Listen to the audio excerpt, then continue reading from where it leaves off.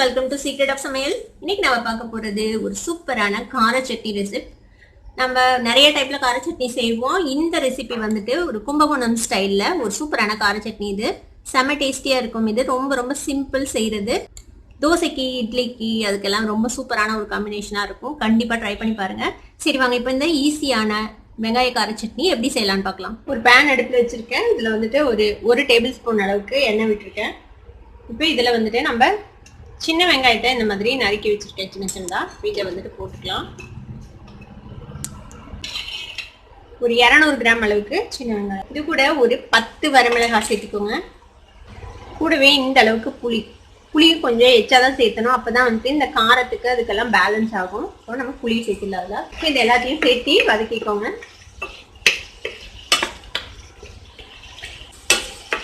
இந்த வெங்காயம் வந்து ஓரளவுக்கு செவக்க வதங்கணும். அது வரைக்கும் நம்ம நல்லா வதக்கிக்கலாம். இந்த மிளகாய் பார்க்க தான் பெருசா இருக்கும், அவ்வளோ காரம் இருக்காது. அதனால நான் 10 மிளகாய் போட்டிருக்கேன். நீங்க வந்துட்டு உங்க காரத்துக்கு தகுந்த அளவுக்கு போட்டுக்கோங்க. ஆனா இது நல்லா ஸ்பைசியா இருக்கும். கொஞ்சமா சட்னி வச்சு சாப்பிடணும். கூட வந்துட்டு ஒரு தேங்காய் சட்னி வந்துச்சுன்னா இது சூப்பரா இருக்கும் காம்பினேஷன் சாப்பிட்றதுக்கு. வெங்காயம் வந்துட்டு நல்லா செவந்து வதங்கிடுச்சு.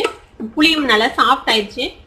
இப்போ இது கூட நம்ம இந்த சட்னிக்கு தேவையான அளவுக்கு உப்பு போட்டுக்கலாம். உப்புமே கொஞ்சம் உரைப்பா இருக்கணும். அப்போதான் வந்துட்டு உங்களுக்கு அந்த காரத்துக்கு புளிக்கு எல்லாத்துக்கும் பேலன்ஸ் ஆகும். உப்பு சேர்த்திக்கலாம். இதில் அடுப்பு ஆஃப் பண்ணிடுங்க. இது ஆறுனதுக்கு அப்புறம் இந்த நம்ம மிக்சியில போட்டு அரைச்சிக்கலாம். இப்போ நம்ம வதக்கின வெங்காயம், வரமிளகாய், புளி மூணையும் மிக்சி ஜார்ல போட்டாச்சு. இப்போ இதை வந்துட்டு அரைச்சி எடுத்துக்கலாம். இப்போ சட்னி அரைச்சி எடுத்தாச்சு. நான் இதுல வந்துட்டு தண்ணியே விடலை. அந்த வெங்காயத்தோட அந்த ஈரப்பதத்திலேயே இது வந்துட்டு இந்த அளவுக்கு அரைப்பட்டுரும். தண்ணி விடாம அரைச்சிக்கோங்க. தேவைப்பட்டா ஜஸ்ட் ஒரே 1 டீஸ்பூன் அளவுக்கு தண்ணி விட்டு அரைச்சிக்கோங்க. இப்போ இதை வந்துட்டு ஒரு பவுலுக்கு மாத்திக்கலாம். இப்போ நம்ம ஒரு கப்புக்கு மாத்தியாச்சு. இப்போ இதை வந்துட்டு நம்ம தாளிச்சு கொட்டிடலாம். இப்போ நம்ம வெங்காயம் வதக்குனா அதே பேனை நான் அடுப்புல வச்சிருக்கேன். இப்போ இதுல வந்துட்டு ஒரு டேபிள் ஸ்பூன் அளவுக்கு நல்லெண்ணெய் விட்டுக்கோங்க. நல்லெண்ணெய் விட்டு தாளிச்சோம்னா அந்த சட்னியோட அந்த காரமும் அந்த புளிப்பு அதுக்கெல்லாம் வந்துட்டு பேலன்ஸ் ஆகி உங்களுக்கு வந்துட்டு காரம் அவ்வளோவா தெரியாது. ரொம்ப டேஸ்டியாகவும் இருக்கும். நல்லெண்ணெயோட ஸ்மெல், அந்த டேஸ்ட், ஃப்ளேவர்லாம். இப்போ என்ன சூடாயிடுச்சு. இப்போ இதில் வந்துட்டு ஒரு 1/2 டீஸ்பூன் அளவுக்கு கடுகு சேர்த்திக்கலாம். கடுகு வெடிக்குது. இப்போ வந்துட்டு நம்ம கொஞ்சமாக கருவேப்பிலை சேர்த்துக்கலாம். கருவேப்பிலை சேர்த்து அடுப்பு ஆஃப் பண்ணிடுங்க. சட்னி மேலே நம்ம இதை தாளிச்சதை கொட்டிடலாம். அவ்வளோதான். இது ஒரு மிக்ஸ் பண்ணி விட்டுருங்க. நம்மளோட சூப்பரான கும்பகோணம் ஸ்டைலில் ஒரு வெங்காய கார சட்னி ரெடி.